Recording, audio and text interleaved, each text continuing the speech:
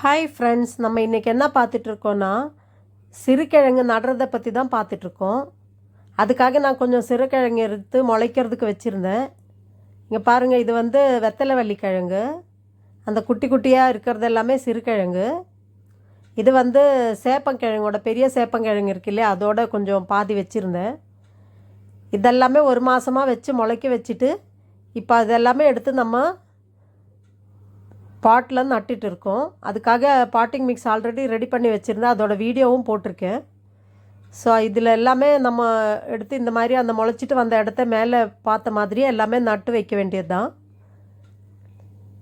இந்த சிறுகிழங்கு வந்து ஃபஸ்ட்டு இந்த மாதிரி நட்டுட்டு அது வந்து முளைச்சி பெருசாகி இலையெல்லாம் வந்ததுக்கப்புறம் அதுக்கப்புறம் அது கட் பண்ணி சின்ன சின்ன துண்டாக கட் பண்ணி திருப்பி அது நடணும். இதுக்கு 2 ப்ராசஸ் இருக்குது. இது ஃபஸ்ட்டு ப்ராசஸ்ஸு.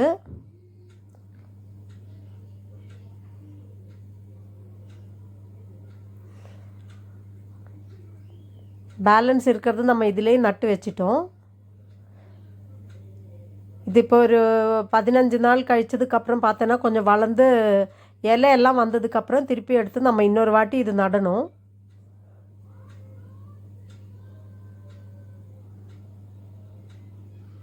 ஏன்னா இந்த மாதிரி நட்டிட்டோன்னா அதுக்கு கிழங்கு வராது. நம்ம அதை இலையெல்லாம் வந்ததுக்கப்புறம் திருப்பி எடுத்து நட்டால் தான் அது நிறைய கிழங்கு கிடைக்கும். அதுக்காக தான் இப்படி நடுறாங்க.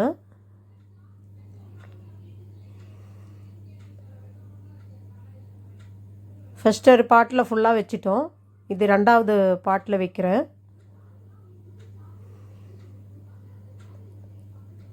4-5 கிழங்கு வந்து முளைச்சிட்டு வரல, சரியாக இதாகலை. ஃபஸ்ட் டைம் தான் நான் சிறுகிழங்கு வைக்கிறேன். அதனால் நம்மளுக்கு எப்படி இது வளர்ந்து வருதுன்னு பார்க்கலாம். இது வந்து ஃபஸ்ட்டு பாட்டு தான். செகண்ட் பாட்டில் இது வளர்ந்து வந்ததுக்கப்புறம் அது திருப்பி நடுறது எப்படின்றது நம்ம பார்க்கலாம். இது வந்து அந்த வெத்தலைவள்ளி கிழங்கு. அதையும் வந்து நான் முதல் தடவையாக தான் நட்டு வைக்கிறேன். அதையும் ஒரு பாட்டில் வச்சுட்டேன்.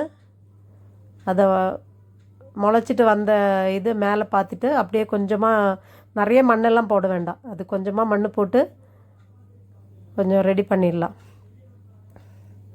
அதுக்கப்புறம் இதில் நிறைய வந்து தண்ணி வந்து நிறைய ஊற்றக்கூடாது.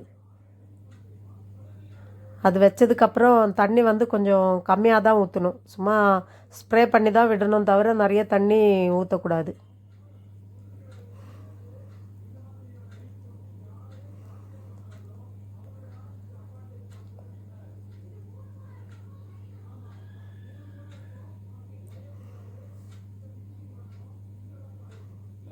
இந்த வீடியோ பிடிச்சிருந்தா லைக் பண்ணுங்கள், சப்ஸ்கிரைப் பண்ணுங்கள்.